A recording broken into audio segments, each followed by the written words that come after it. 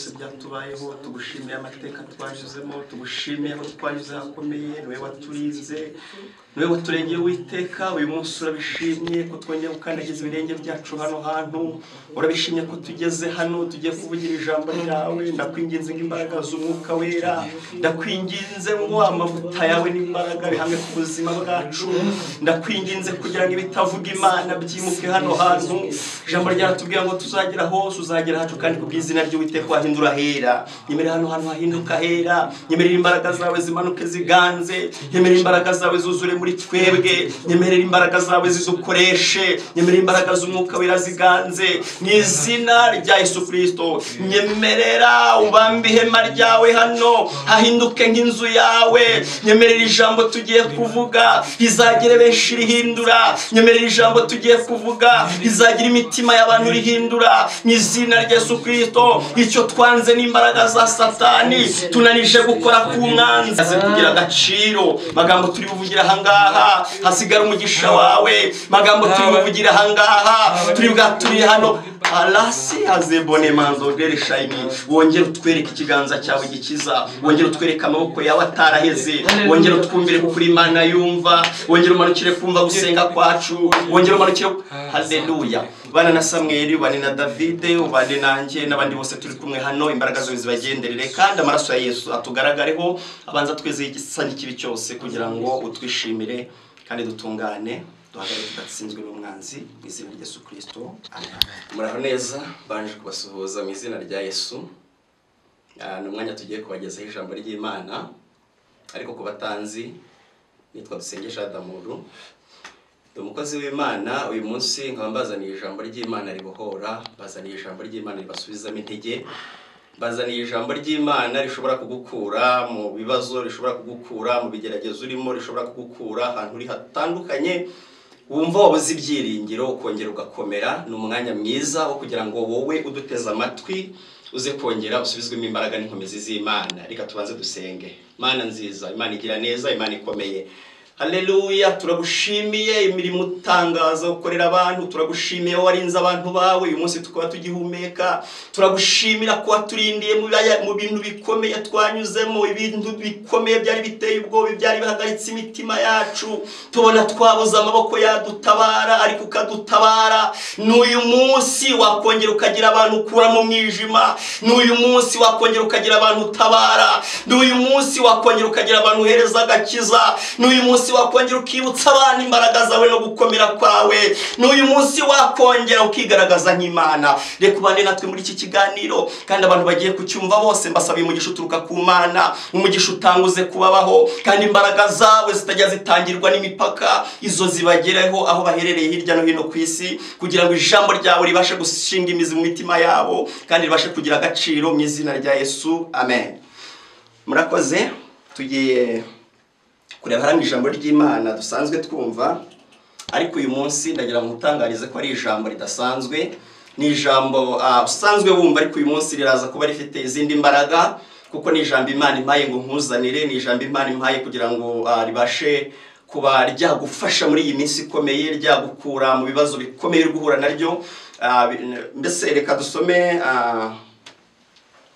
muri Yesaya ibice 41 hanyuma turasoma mu murongo umwe gusa wa 13 reka dusome mu izina rya Yesu. Haravuze ngo kuko ngiyeho Uwiteka Imana yawe nzagufata ukuboko kw'iburyo nkubwire ntiwitinya ndagutabaye. Haleluya reka dusubiremo ijambo ry'Imana riravuze ngo kuko ngiyewe Uwiteka Imana yawe nzagufata ukuboko kw'iburyo nkubwire ntiwitinya ndagutabaye. Imana yacu ishimwe haleluya ni ijambo rivuze ngo kuko ngiye Uwiteka Imana yawe nzagufata ukuboko kwawe kw'iburyo nkubwire ngo witinya ndagutabaye. Ndagira nkubwire ngo nkuzaniye ijambo rivuga ngo hagati aho mu byago urimo hagati aho mu bibazo urimo hagati mu ntambara urwana hagati aho mu biguhiga ugiye kubona ubutabazi bw'Imana. Nkuzaniye ijambo ry'ubuhanuzi rivuga ngo mu ntambara uri kurwana uyu munsi mu bantu bari kukurwanya uyu munsi mu bigeragezo uri guhura nabyo aho ngaho ugiye kuhabonera ubutabazi bw'Imana hari imbaraga z'Imana zigiye kugutabara zigukura aho hantu, hari imbaraga z'Imana zigiye kuzana ubutabazi, utabarwe. Nubwo abantu babatabaje bikanga, nubwo bageze igihe bakarambirwa, nubwo bageze igihe bagacogora, nubwo abantu baguteye umugongo, nubwo abantu bakwanze, nubwo imiryango yagutererana, haleluya, ndagutangariza ngo hari imbaraga z'Imana zije kugukura aho hantu hagati aho mu biguhiga. Haleluya, Imana yacu ishimwe. Mu ntambara urwana, Imana ihimbazwe.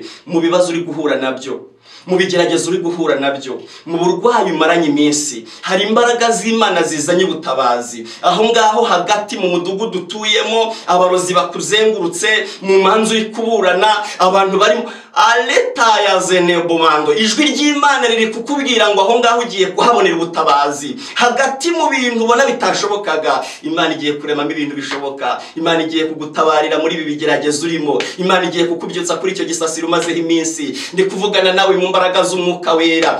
Letoti esile drome, ijwi ry'Imana riravuze ngo ugiye kubyuka kuri icyo gisasiro. Ijwi ry'Imana aho ngaho abantu babona ugiye gupfira, aho babona ugiye gusebera, aho babona ugiye gutera, niho Imana igiye kugutabarira. Ugiye kuhabonera imbaraga z'Imana, ugiye kuhabonera ubutabazi bukomeye.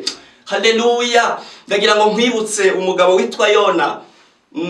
Igihe cyari gikomeye bageze mu nyanja, sindi buze kuvugaho byinshi. Hanyuma ngo baza guterwa n'umuraba ukomeye, baza gukora ubufindo, basanga ko wabateje ikibazo yari Yona. Nawe ubwe arabibwirira ati nimumfate munjugunye mu nyanja muraza kugira amahoro menshi. Barangije baramufata, ubwe yari yatakaje ibyiringiro, yumvaga ko muri iyo nyanja atari bukire, yari yamaze kwiyakira ko ari bupfe, ndetse n'abamujugunyemo bamujugunyemo bishimye kuko bari bazi ko bagiye gukira ibyago byari bibateye. Kandi bamara kugenda bari bazi ko ibya Yona bigeze gute, ibya Yona birangiye. Haleluya.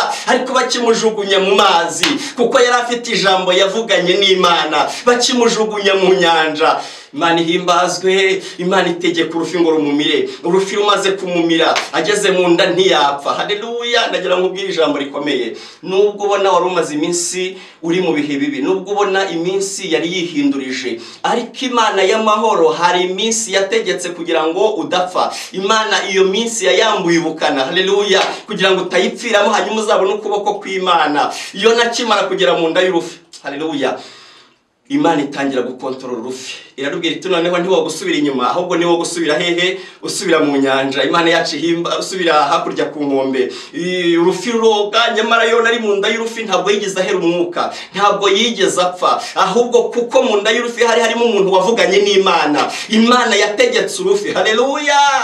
Urufi rukomeza rumubitse mu nda ariko atapfuye. Niko kukubwira ngo muri iyo minsi umazemo igihe, mbega wumva umerewe nabi, mbega wumva wabuze ibyiringiro, n'abakure babona nta byiringiro, ariko Imana yo mu ijuru ndagira ngo utangarize ngo iyo minsi yayambuye ubukana bwo kukwica. Niyo mpamvu ikuzaniye ijambo rivuga ngo wakira ubutabazi buturutse ku Mana. Urufi rwaba rwarakumize urwarirwo rwose, inyanja waba umazemo igihe iyo ari yo yose, Imana iravuze ngo niwakira ubutabazi buturutse ku Mana, hanyuma wongera ugwiza imbaraga. Icyaje gutangaza reka nyikubwire, na urufi rwaroze urugero rwo rugera ku nyanja, ugera ku nyanja aho inkombe z'inyanja zarangiriraga ngo rurangije ruruka Yona. Haleluya. Ariko Yona aravuga ngo ndi mu nda y'urufi, nasenze Uwiteka, natabaje Imana irantabara, itegeka urufi ngo runduke hehe, runduke iyo minsi mibi igiye kukuruka, wongere winjire mu munezero. Imana ititaye ku bihe biburimo.